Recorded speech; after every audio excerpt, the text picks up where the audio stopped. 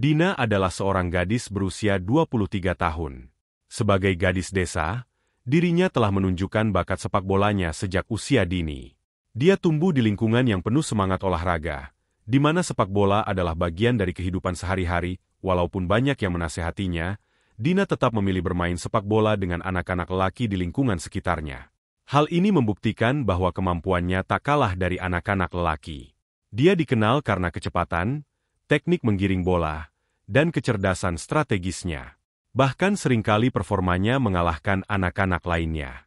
Bisa dibilang Dina adalah kartu as di setiap permainan sepak bolanya. Sejak berusia 15 tahun, berkat dukungan dari pihak sekolah, Dina mulai bergabung dengan berbagai klub lokal. Di klub tersebut, ia terus berlatih keras untuk memperbaiki kemampuannya. Keseriusannya dan kerja kerasnya membuahkan hasil saat ia dipilih untuk bergabung dengan tim Akademi Bola, salah satu klub sepak bola terbesar di ibu kota. Dina sangat bangga bisa menjadi bagian dari klub yang memiliki sejarah panjang dan prestasi gemilang. Setelah diskusi panjang bersama kedua orang tuanya, Dina akhirnya mendapat izin untuk pindah ke ibu kota. Setibanya di sana, dirinya tentu saja menghadapi tantangan baru. Ia harus beradaptasi dengan lingkungan baru, serta harus jauh dari keluarga dan teman-temannya. Meski demikian, Dina berhasil membuktikan bahwa kemampuannya dalam latihan dan pertandingan awal tidak mengecewakan. Dina dikenal sebagai pemain yang disiplin dan penuh semangat, dan kemampuannya menarik perhatian pelatih dan rekan satu timnya. Berkat usaha dan doa yang tak henti-hentinya, akhirnya Dina mendapat posisi sebagai pemain tengah, sebuah posisi strategis yang memungkinkan dia untuk mengontrol permainan. Ia menjadi penghubung antara pertahanan dan serangan di klubnya. Dina merasakan kebanggaan yang mendalam. Setiap pertandingan adalah kesempatan untuk menunjukkan kemampuannya, dan ia seringkali menjadi bintang lapangan dengan gocekan yang memukau, serta umpan-umpan akurat. Tak hanya itu, di luar lapangan, Dina juga menjalin hubungan erat dengan rekan-rekan tim lainnya. Mereka sering menghabiskan waktu bersama, baik untuk makan malam, menonton pertandingan, atau sekadar berbincang-bincang santai. Klub tersebut bukan hanya klub baginya. Mereka adalah keluarga yang memberikan dukungan dan semangat. Namun, kesuksesan Dina tidak datang tanpa tantangan. Tekanan untuk tampil baik di setiap pertandingan seringkali membuatnya merasa tertekan. Selain itu, kehidupan profesional yang menuntut seringkali membuatnya merasa kesepian.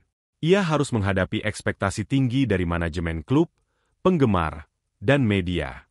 Walau demikian, Dina terus berjuang dan berusaha menjaga performa terbaiknya di setiap pertandingan. Suatu malam yang cerah, setelah pertandingan yang melelahkan, Dina memutuskan untuk menghadiri sebuah pesta kecil di sebuah kafe yang populer di kalangan anak muda.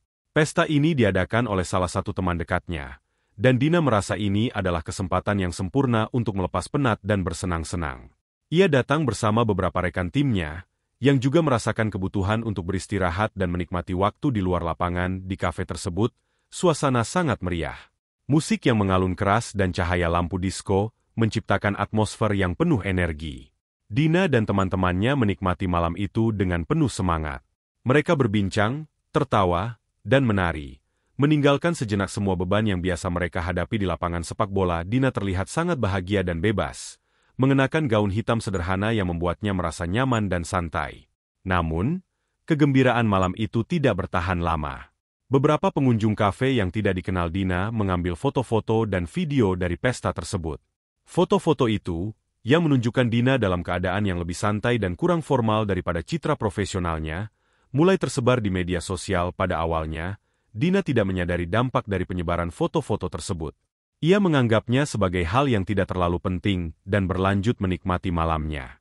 Namun, beberapa hari kemudian, foto-foto itu mulai menjadi berita panas di media sosial dan berita olahraga. Spekulasi dan komentar negatif tentang Dina mulai muncul, dengan banyak orang yang mengkritik perilakunya dan menilai bahwa ia tidak sesuai dengan standar profesional yang diharapkan dari seorang atlet. Beberapa penggemar dan media mulai mempertanyakan komitmennya terhadap klub dan profesinya. Semakin hari, kondisi semakin memburuk. Apalagi ketika manajemen klub memanggil Dina untuk pertemuan mendadak. Dina merasa ada yang tidak beres dan pergi ke kantor klub dengan perasaan cemas. Pertemuan itu dihadiri oleh pelatih, manajer, dan beberapa anggota manajemen klub. Mereka menyampaikan keputusan bahwa Dina telah melanggar kode etik klub dan reputasi klub telah terpengaruh oleh skandal tersebut. Ini bukan hanya tentang apa yang Anda lakukan di lapangan, Dina. Ini juga tentang bagaimana Anda merepresentasikan klub di luar lapangan. kata sang pelatih dengan nada tegas namun penuh kesedihan. Sebelumnya kami mohon maaf harus mengatakan ini di situasi seperti ini. Tapi kami telah mempertimbangkan dengan hati-hati bersama dengan jajaran lainnya. Dan keputusan ini adalah hasil dari pertimbangan mendalam mengenai dampak terhadap citra klub. Kami terpaksa harus mengeluarkanmu dari klub ini sebelum isu semakin memburuk. Sambung salah satu petinggi klub, mendengar keputusan tersebut, tentu saja membuat Dina merasa dunia sekitarnya runtuh. Ia tidak bisa percaya bahwa sesuatu yang sepele seperti berpesta bisa menyebabkan akhir dari karirnya di klub yang telah menjadi rumahnya selama ini. Air mata mulai mengalir di pipinya, tetapi ia mencoba untuk tetap tenang. Hati dan pikirannya hancur, dan ia merasa dikhianati oleh klub yang selama ini ia anggap sebagai keluarga. Keputusan untuk mengeluarkan Dina dari klub dengan cepat menjadi berita utama di berbagai media. Reaksi publik sangat beragam, dengan beberapa orang mendukung keputusan klub sementara yang lain merasa simpati terhadap Dina. Di tengah segala kekacauan ini, Dina merasa terjebak dalam kegelapan dan kehilangan arah, tidak tahu kemana harus melangkah setelah kehilangan sesuatu yang begitu berarti baginya. Keluarnya Dina dari klub sepak bola membuat teman-temannya terkejut, namun dampaknya lebih dalam bagi dirinya secara pribadi. Setelah keputusan tersebut, Dina merasa kehilangan seluruh jiwanya. Setiap sudut rumahnya, yang dulunya penuh dengan perlengkapan sepak bola dan poster tim, kini terasa kosong dan hampa. Ia menghabiskan hari-harinya dengan melamun, tidak bisa menghilangkan bayangan hari-hari gemilangnya di lapangan, dunia luar seakan mengabaikannya. Teman-teman lama dan mantan rekan setimnya mulai menjauh, tidak karena kebencian, tetapi karena ketidakpastian dan kesulitan dalam menghadapi perubahan yang tiba-tiba ini. Dina merasa sendirian di tengah keramaian, terasing dari lingkungan yang sebelumnya sangat akrab baginya. Hari-hari Dina mulai dipenuhi dengan rutinitas yang monoton. Ia bangun pagi, mandi, lalu menghabiskan waktu dengan menonton pertandingan sepak bola di televisi, sebuah tindakan yang semakin memperburuk rasa rindunya terhadap lapangan. Kadang-kadang, ia bahkan pergi ke stadion tempat ia dulu berlatih, hanya untuk berdiri di luar pagar, merindukan suara riuh penonton dan aroma rumput hijau yang segar. Dalam keadaan putus asa, Dina mencoba berbagai pekerjaan sambilan. Dari bekerja di kafe kecil, hingga menjadi pelatih sepak bola anak-anak di sekolah lokal, semua terasa tidak memadai. Ia merasa tidak ada pekerjaan yang benar-benar memuaskan dan mengisi kekosongan di dalam dirinya. Ia pun mulai meragukan kemampuannya, merasa bahwa jalan yang ia pilih selama ini sia-sia. Di tengah keputusasaannya, Dina mulai menghadapi masalah keuangan. Tabungannya semakin menipis dan tawaran pekerjaan yang datang hanya berupa pekerjaan dengan gaji rendah. Ia mulai berpikir untuk kembali ke kampung halamannya di Surabaya. Namun rasa malu dan ketidakpastian akan masa depan membuatnya ragu. Dina merasa seperti telah kehilangan kendali atas hidupnya, dan setiap langkah terasa seperti usaha sia-sia untuk mencari arah yang jelas. Dalam keputusasaannya mencari sumber penghasilan, Dina terjebak dalam penelusuran online yang tidak menghasilkan apa-apa. Suatu hari, ia tanpa sengaja menemukan sebuah iklan tentang platform konten dewasa lokal yang mencari kreator baru. Dina awalnya merasa skeptis dan terkejut. Ini adalah dunia yang sangat jauh dari apa yang pernah ia bayangkan untuk dirinya. Namun, ia juga tahu bahwa tidak banyak pilihan yang tersisa. Setelah banyak berpikir, Dina memutuskan untuk mencoba.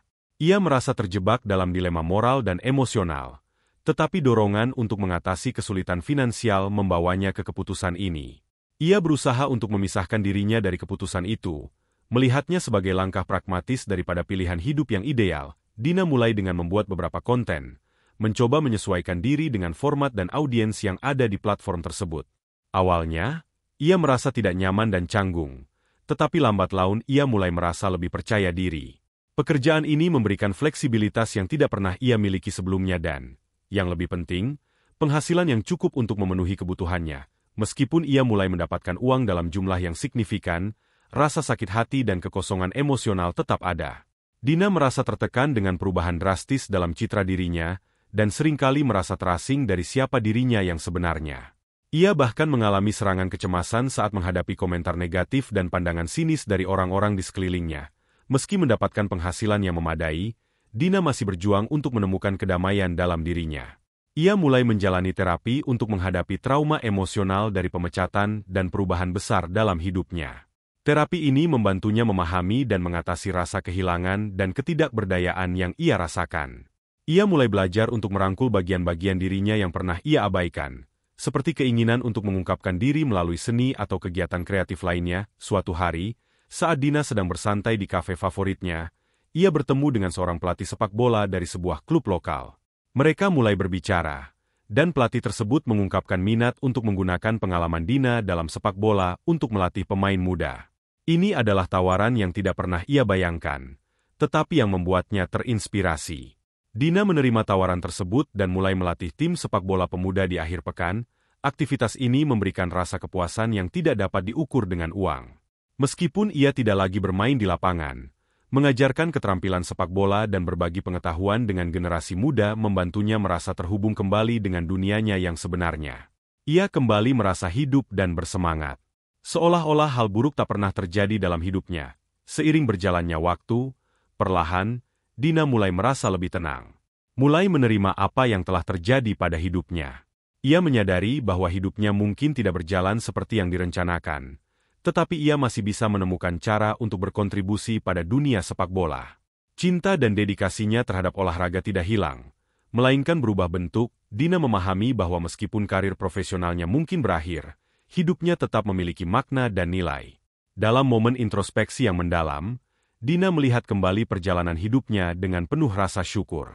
Ia menyadari bahwa setiap langkah, baik yang menyakitkan maupun yang membahagiakan, telah membentuknya menjadi orang yang lebih kuat dan bijaksana. Pepatah, hilang satu tumbuh seribu, kini memiliki arti yang lebih mendalam baginya.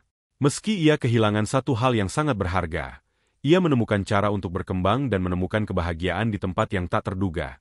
Dina akhirnya bisa berdamai dengan masa lalunya dan memandang masa depan dengan penuh harapan. Ia tahu bahwa meski hidupnya mungkin penuh dengan tantangan, ia memiliki kekuatan untuk terus bergerak maju dan menemukan kebahagiaan dalam berbagai bentuk baru yang mungkin datang kepadanya. Demikianlah sebuah kisah penuh makna yang bisa kita ambil pembelajaran di dalamnya.